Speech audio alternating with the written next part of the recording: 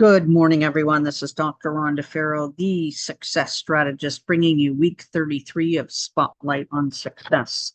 This week, our topic is the power of strategic partnerships, leveraging collaborations to scale your business exponentially. We have 5 main topics that we're going to cover today in our year-long support of solopreneurs, entrepreneurs, and business leaders to help you scale 10 to 25x, not only in your business and organizations, but in your personal and your professional pursuits writ large.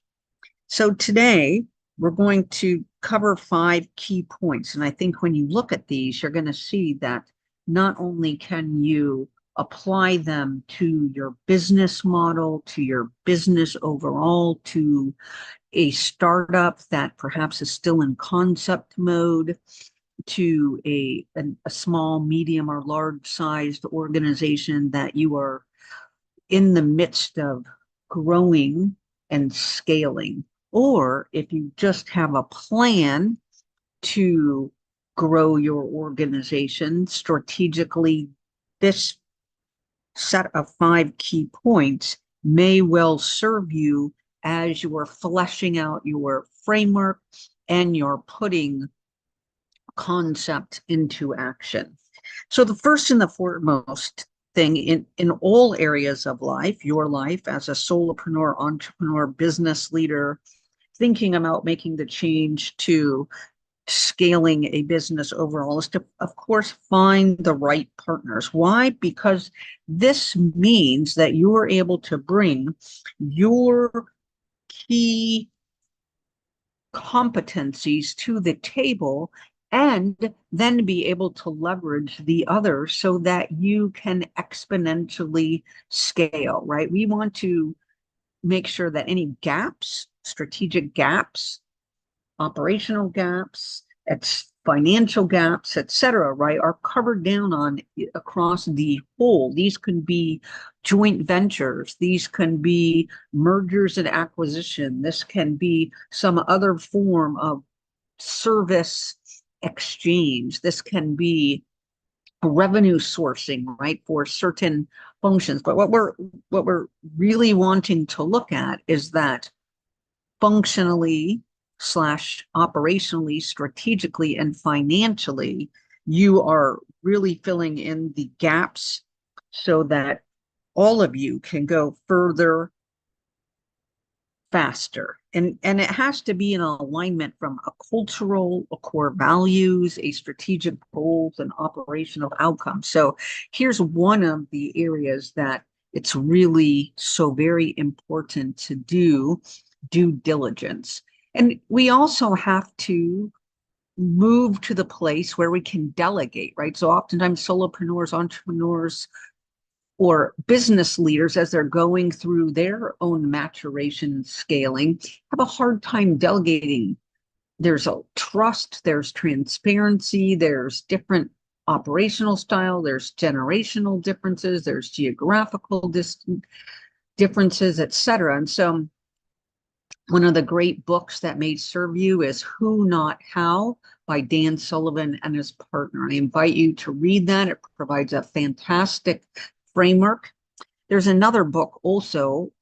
It's easier to 10x than 2x, right? So 2 things going on here. One is the delegation, the knowing that you don't have to do it all. And then 3, the framework so you can find the best partner. The easier to scale 10x to 2x, again by Dan Sullivan, is about you pruning and letting go of that which no longer serves you in your business, right? If we know that 20% of all that we invest in and do supplies 80% of our outcomes, there's going to be multiple places in our business lifetime where we're going to need to prune and let go of that which is bogging us down so that we can then scale to the next highest level, next higher level, next higher level. So if you're truly on this 1x, 2x, 5x, 10x, 25x plus journey, the faster you can put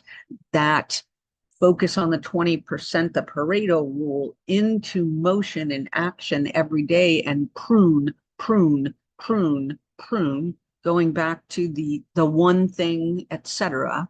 Right? Then you're going to have build the momentum and the muscle to keep you into action. That's going to be the basically providing all of you with the most success. The next point that we want to do is we can't do this without automation, without AI, without other things, right? Scaling is a concerted effort on driving efficiencies and strengthening our competencies and capabilities. And technology is an enabler of that. So we need to understand, how do we get everyone on the same page? How do we drive transparency? How do we drive a real-time data and business intelligence so that all of the partners that are involved in this effort can see, are we on track, or are we off track? Do we need to pivot? What's our portfolio of products and services looks like? Where's our financial? What's our burn rates, etc. Right? We want to make sure, and not only that, but we want to be leveraging technology, because that coalition, if you will, creates additional dynamics to innovate, to really drive efficiencies and effectiveness and productivity with new products, new services, right? So if we have 1, 2, 3, however many partners, put them all together, and now we're exponentially going to be able to innovate on that set of that new baseline that we put into place. The next point is really win-win agreements. And what we're doing here is we want to make sure that there is fairness and benefit and value for all parties, right? We want to make sure there's clear objectives, there's equitable value exchange, there's flexibility, we want adaptable terms, because we're this new set of partners, joint venture, whatever, M&A, whatever that looks like to you, is going to be morphing, right? Especially if we're putting this scalability model in place. We're going to be pruning, which means we're going to be really strengthening our line of success on an ongoing basis, month by month, day by day, week by week, year by year, quarter by quarter, right? So we want to make sure we're really focusing on where we can drive the greatest value. So as we move through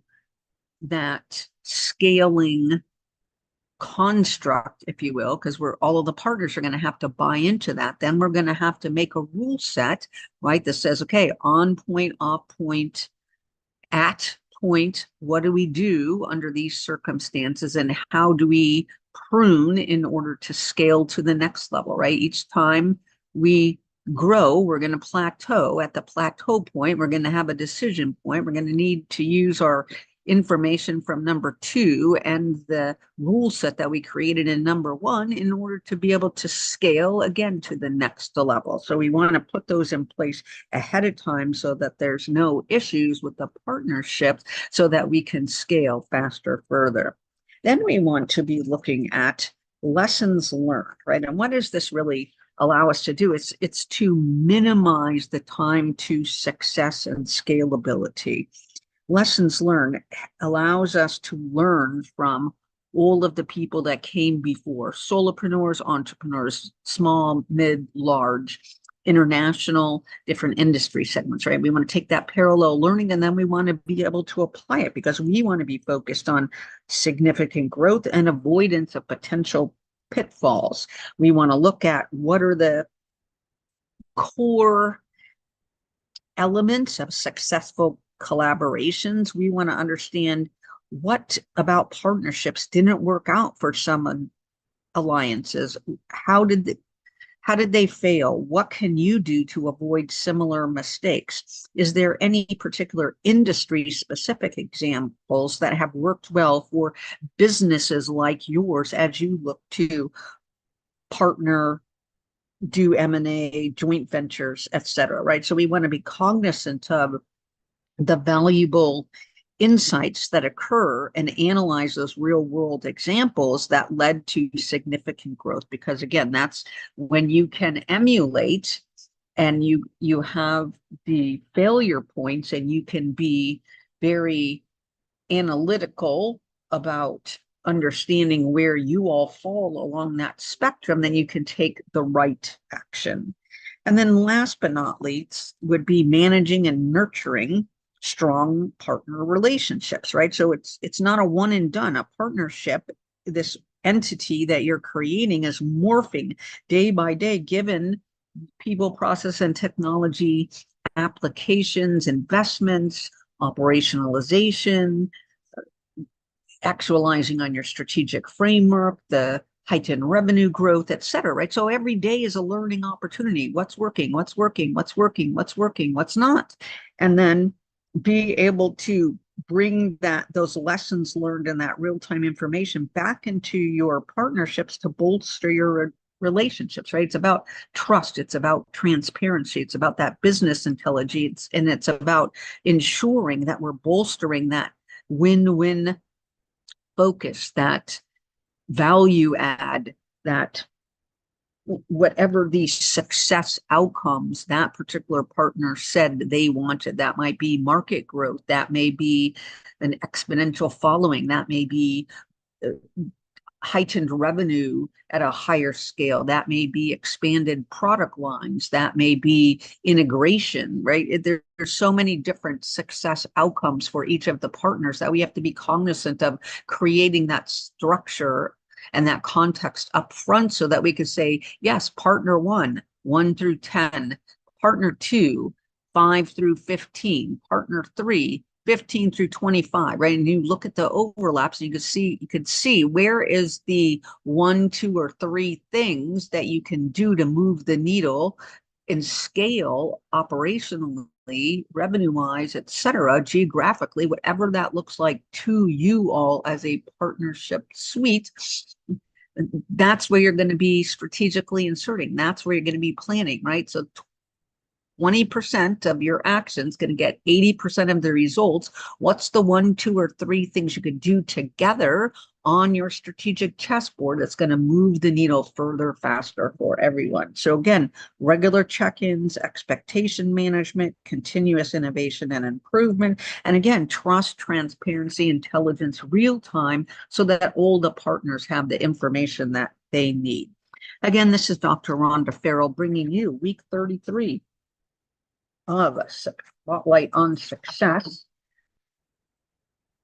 The power of strategic partnerships, leveraging collaborations to scale your business. We are at your service if you need help with strategic frameworks, putting together a plan of attack for your partnerships, or in any of these elements, leveraging technologies, win-win agreements, lessons learned, or maintaining relationships, or even preparing your organization culturally, strategically, and operationally to scale 10 to 25x. You can reach us at CEO@GBLINNOB-LLC.com.